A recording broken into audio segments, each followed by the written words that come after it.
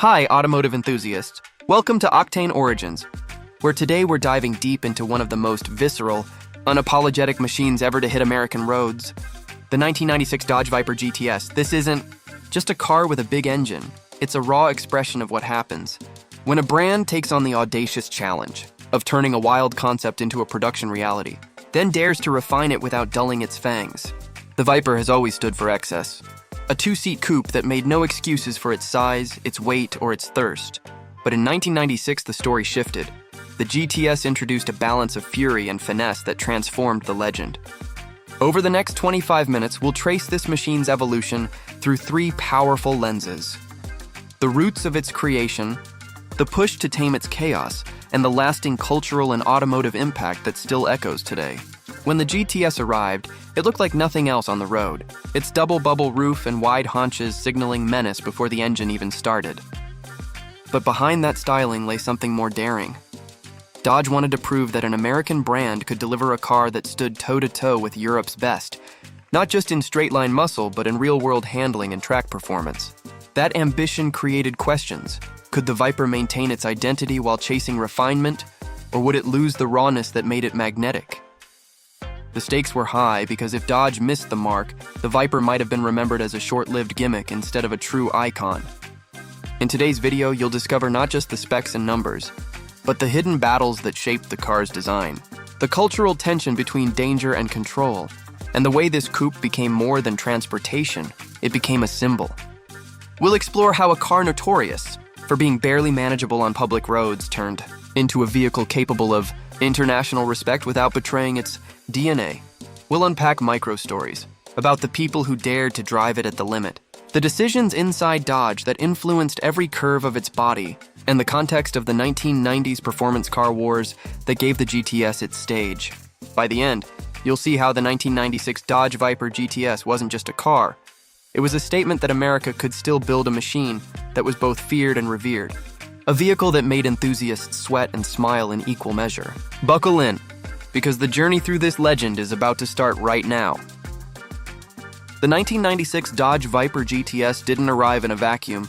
It came with years of build-up expectation and the looming challenge of living up to an already outrageous nameplate. To understand its significance, we need to roll back to the early 1990s when the first-generation Viper RT10 debuted as a no-roof, side-piped monster that barely qualified as civilized. That car was exhilarating but crude, more an event than a daily driver, and its reception proved that Americans craved something untamed. By 1996, Dodge wanted to evolve that idea, turning chaos into credibility. Micro story. When Bob Lutz, Chrysler's then president, first championed the Viper, he envisioned a spiritual successor to the Shelby Cobra. Raw, stripped down, and terrifyingly fast. The RT10 delivered that, but it was also blisteringly hot inside, dangerously tail-happy, and devoid of comforts like proper windows or airbags. Enthusiasts loved it as a throwback, but critics called it impractical. This tension between enthusiasm and skepticism set the stage for the GTS, a car that needed to bridge brute force and everyday usability without betraying its character. Context digest. The 1990s were a critical decade in performance cars. Japan was offering precision engineering with machines like the Supra and RX-7. Europe was refining grand tourers and supercars, from Porsche's relentless 911 to Ferrari's mid-engine exotics. For Dodge, the Viper had to stand apart. Not as refined, but as bold proof that America still knew how to shock the world with something loud, fast, and intimidating. The GTS had to speak the universal language of performance while staying unmistakably American. Micro story. The design of the GTS became a turning point. The famous double-bubble roof wasn't just for looks. It was inspired by Le Mans racing cars, shaped to allow helmet clearance for drivers on track. Its fastback profile, wide fenders, and rear spoiler weren't simply styling flourishes. They improved aerodynamics and gave the car stability at high speeds. This was the first hint that Dodge wasn't just building a brute, it was aiming for sophistication through subtle engineering choices that made the car more capable without muting its aggression. Reflection bridge. With new design came the need for new performance credibility. It wasn't enough for the GTS to look the part, it had to prove it on the road and the track. Micro story.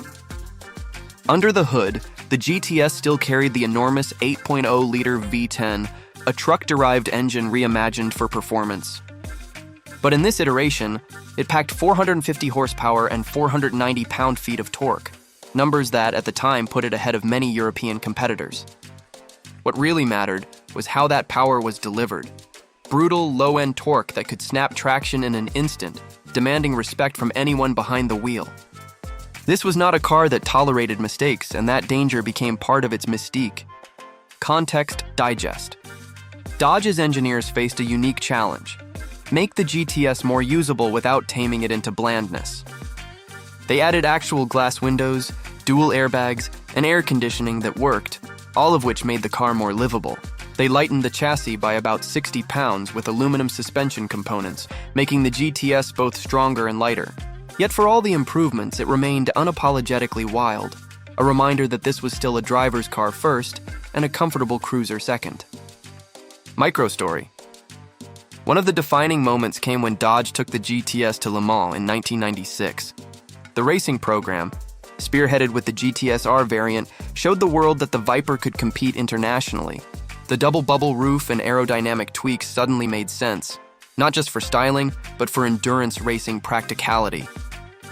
Though the road car and race car were cousins rather than twins, their shared DNA gave the GTS real credibility. It wasn't just muscle, it was a legitimate track-bred machine. Reflection bridge. Racing success mattered because it validated Dodge's gamble. This car wasn't just a domestic thrill ride, it could stand against Europe's finest. Microstory. Drivers who got behind the wheel of the GTS often had stories to tell. Testers described it as brutally fast but punishing to those who underestimated it. The steering was heavy, the clutch demanded strength, and the rear end could step out with little warning. Yet, those who respected its limits found an addictive rhythm, a sense of mechanical purity that rewarded focus and punished arrogance. It was a car that reminded drivers that speed wasn't free. It came with responsibility. Context digest. In the broader American landscape, the GTS also became a cultural symbol.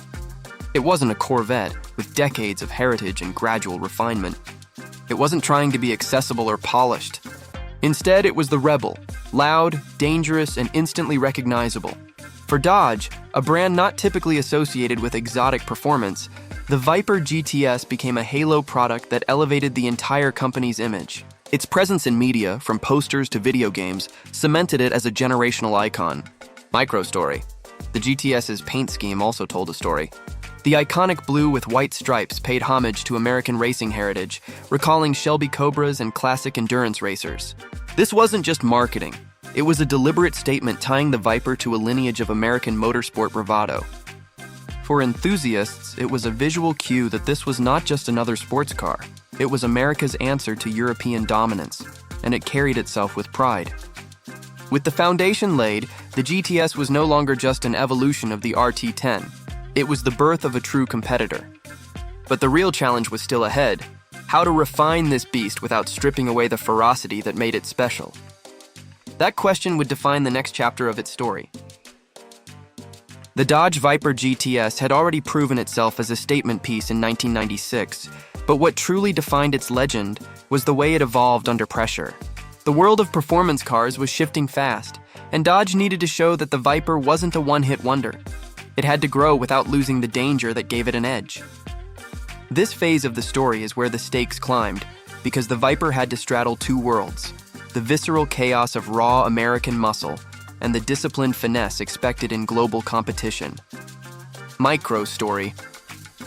As the GTS hit showrooms, it quickly earned a reputation as a car that separated enthusiasts from pretenders. Some buyers expected an American Ferrari and were shocked by how physical it was to drive. Reviewers described it as brutal yet magnetic, like a wild animal that could be admired but not tamed.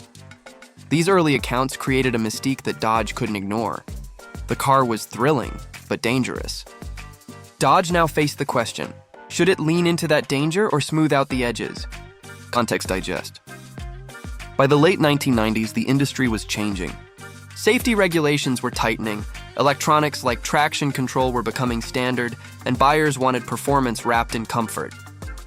Dodge stood almost alone by resisting this trend. The GTS had no electronic safety nets. It was mechanical through and through. In an era when competitors were embracing digital aids, the Viper doubled down on analog ferocity. That choice would both define its identity and limit its audience. Microstory. Dodge's gamble paid off on the racetrack. The GTS-R, a race-prepped sibling of the production car, began making waves in endurance events. By the late 1990s, it was a proven winner at Le Mans, Daytona, and Sebring, bringing home trophies against giants like Porsche and Ferrari. Every victory wasn't just a racing statistic, it was brand validation. Suddenly, the wild American coupe had international respect, and buyers of the road-going GTS could proudly say their car shared DNA with a world beater. Reflection bridge. Racing success gave Dodge confidence, but it also raised expectations for how the street car should perform under scrutiny. Microstory.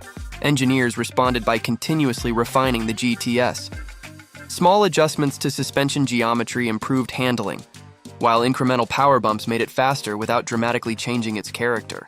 These tweaks weren't flashy, but they kept the car relevant. Drivers who tracked their GTS models discovered a depth of capability hidden beneath the intimidation, as if Dodge had built a machine that rewarded patience and skill more than brute courage. Context Digest. Yet refinement came with a cultural paradox. Hardcore fans insisted the car remain wild, fearing that too much polish would dilute its soul.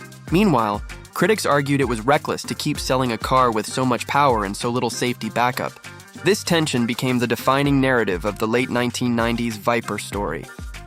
Was it a timeless purist's dream, or an outdated relic in an industry moving towards safety and accessibility? Microstory. The GTS's popularity in pop culture only intensified this paradox.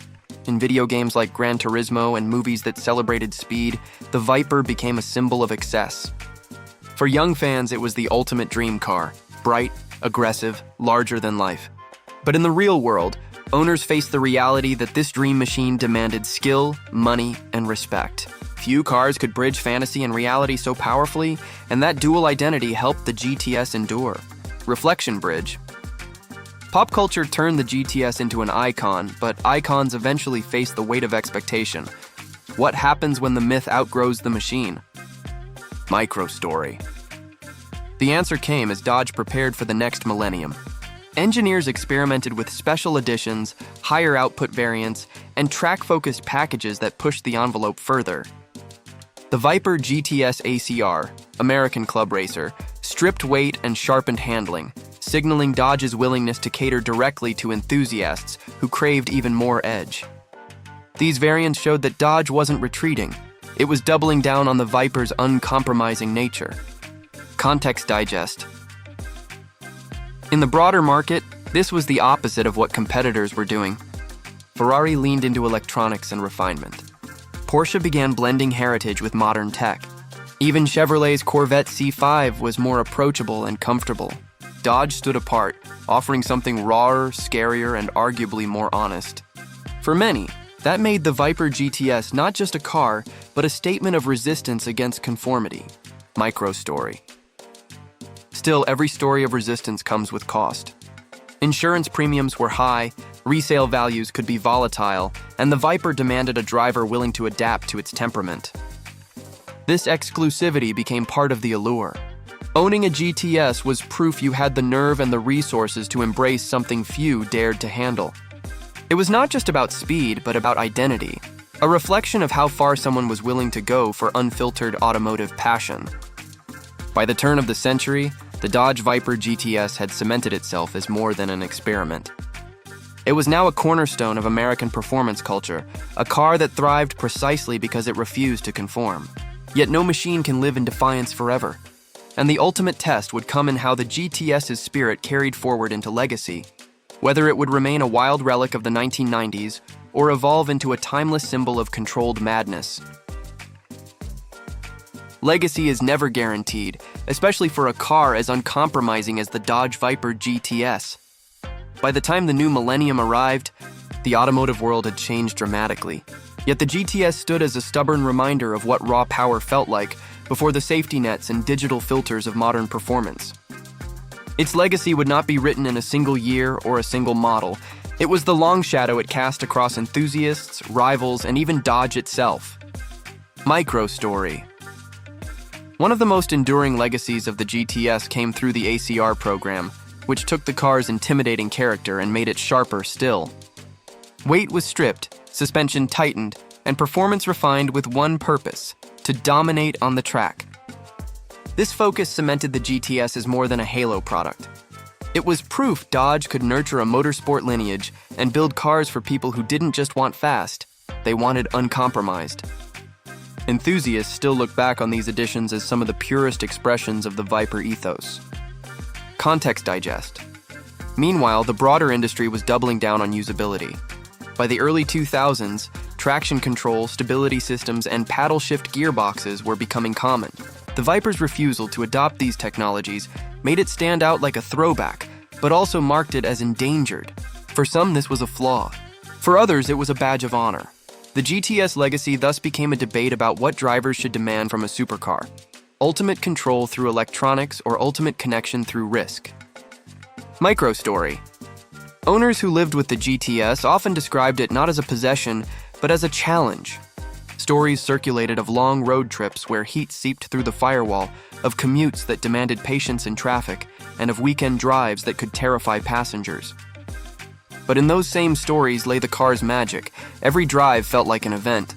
Unlike refined exotics that blended into daily life, the GTS insisted on being noticed, demanding that you remember it every time you turn the key. Reflection bridge.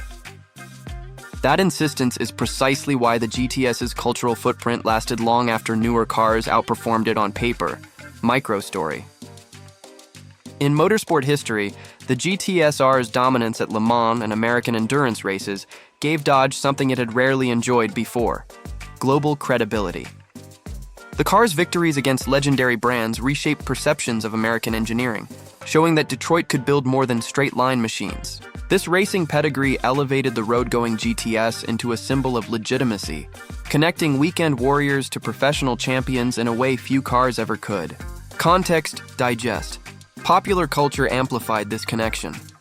In posters, films, and especially video games, the Viper GTS was immortalized in bright blue with white stripes, becoming the dream car of an entire generation. Even for those who never drove one, the image of the GTS became shorthand for unfiltered American speed.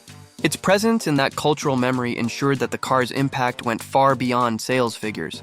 It was about imagination, aspiration, and identity. Microstory. As Dodge evolved through the 2000s, the Viper line continued, but the 1996 GTS remained the touchstone. Later versions became faster, more advanced, and in some cases more livable. But enthusiasts consistently returned to the GTS as the moment when the car achieved its perfect balance of wildness and control. It wasn't the first Viper, nor the last, but it was the one that defined what the name truly meant. That kind of legacy is rare, reserved for cars that become more than machines. They become milestones. Reflection bridge, and milestones, by definition, guide everything that comes after them. Microstory. In the end, the GTS's impact was not just on Dodge or on the American car scene, but on how enthusiasts understood performance itself. It reminded drivers that cars could be terrifying yet rewarding, uncomfortable yet unforgettable. It proved that refinement doesn't always mean better, and that sometimes what matters most is the connection between driver and machine. In a world that increasingly favors polish, the GTS remains a case study in the power of leaving rough edges intact. Context digest. Today, decades later, collectors treat the GTS as a time capsule from a braver automotive era. Its values have risen, its reputation has matured, and its mystique continues to grow.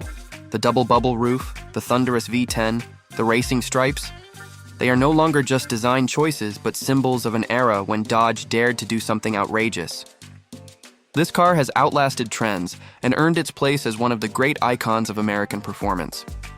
The story of the 1996 Dodge Viper GTS closes not with nostalgia, but with clarity. It was a car that defined itself by contradiction, wild yet disciplined, impractical yet unforgettable, dangerous yet deeply loved. Its legacy is proof that true icons don't try to please everyone. They stand boldly in their own lane, leaving the rest of the world to catch up. The 1996 Dodge Viper GTS was never meant to be ordinary, and that's why its story resonates decades later. We began with its arrival, a moment when Dodge dared to refine the raw RT10 into something that balanced power with poise. We traced its evolution as it grew sharper, faster, and more respected, all while refusing to surrender the danger that made it magnetic. And we saw how its legacy was cemented not just in performance numbers, but in culture, memory, and the hearts of those who still see it as the ultimate American dream car. What makes the GTS unforgettable isn't only its numbers: 450 horsepower, 490 pound-feet of torque, a top speed over 180 miles per hour.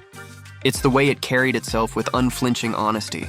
It demanded respect, punished arrogance, and rewarded bravery, reminding drivers that some machines are meant to be experienced, not tamed.